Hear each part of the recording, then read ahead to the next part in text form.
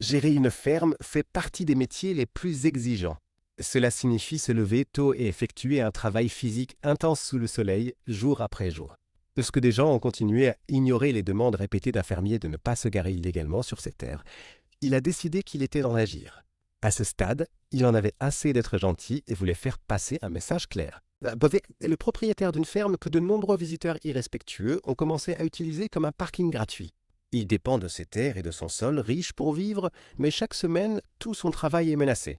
Bovik est un homme discret qui n'aime pas attirer l'attention sur lui ou sa ferme.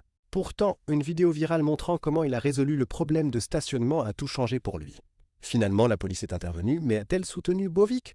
Depuis que le petit village de Javac a été intégré à la ville de Zagreb, la capitale croate, la région est envahie chaque semaine par des visiteurs attirés par le marché aux puces. Ce qui était autrefois un endroit tranquille est devenu un lieu de rassemblement bondé de chasseurs de bonnes affaires. Si certains y voyaient une opportunité économique, les agriculteurs comme Bovik, eux, n'étaient pas ravis. L'arrivée massive de voitures chaque dimanche a vite posé problème. Les parkings officiels étant rapidement saturés, les gens ont commencé à se garer où bon leur semblait. Malheureusement, la ferme de Bovik, juste en face du marché, est devenue une cible facile.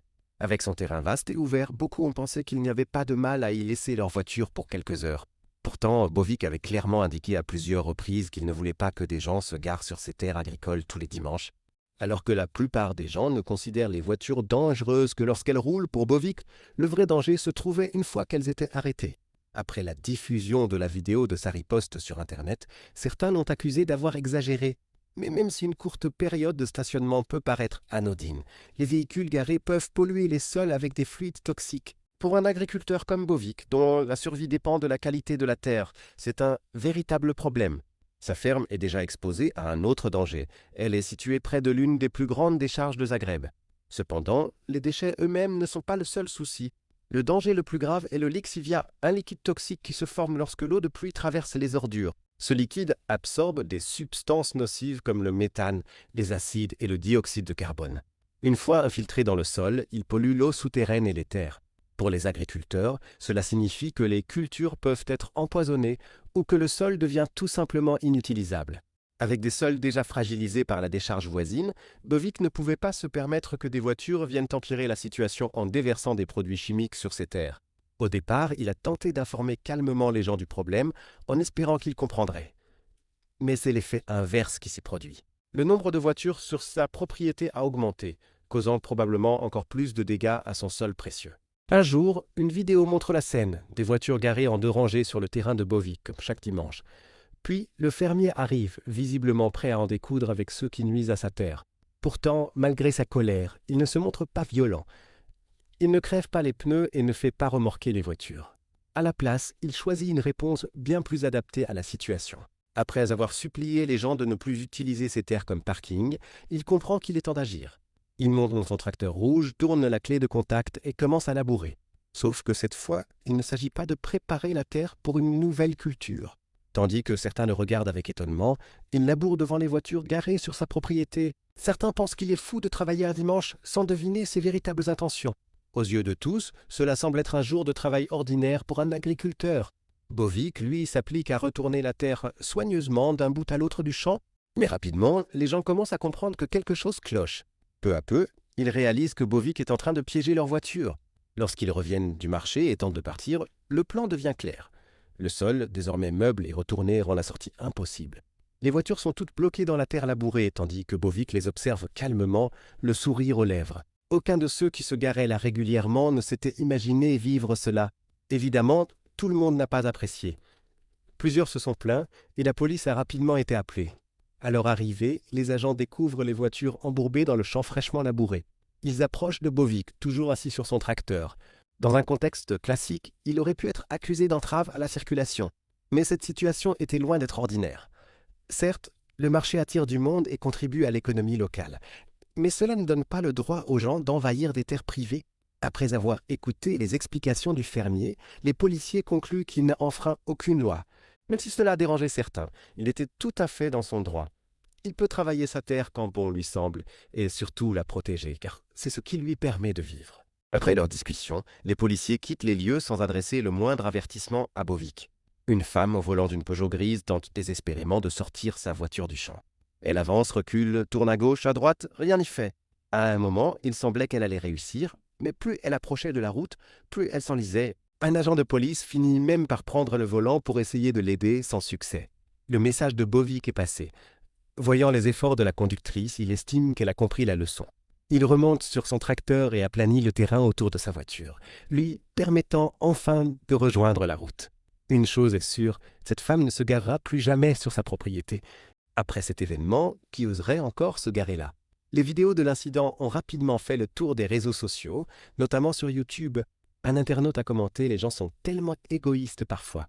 Bien fait pour eux. » Bien sûr, certains ont critiqué son comportement, affirmant qu'il aurait dû mettre des panneaux ou que les gens ne pouvaient pas deviner que c'était une terre agricole. Pourtant, la majorité l'a soutenu, saluant une réponse calme et intelligente pour défendre sa propriété. D'autres ont même proposé des idées alternatives. Il aurait pu faire payer le stationnement, genre 100 € ou mettre un sabot aux roues.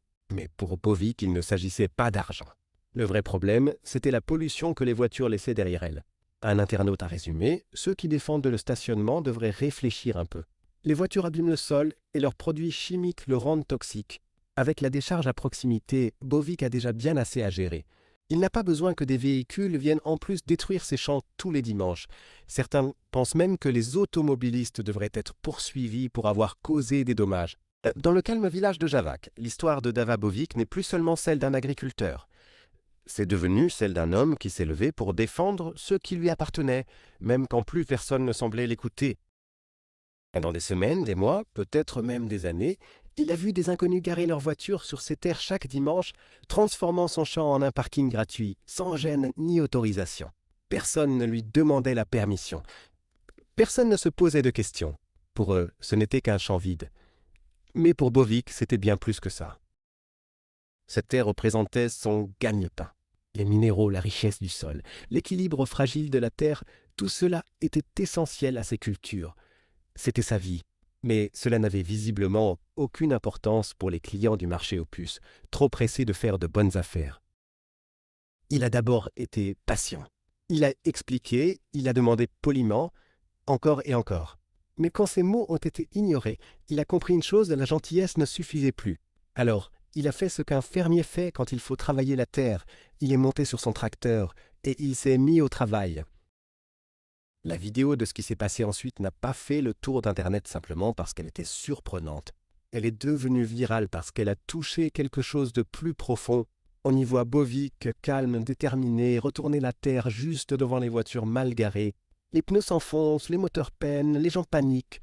Et Bovic, lui, observe non pas avec de la haine, mais avec une satisfaction tranquille et légitime. Quand la police est arrivée, certains s'attendaient à ce qu'on le sanctionne.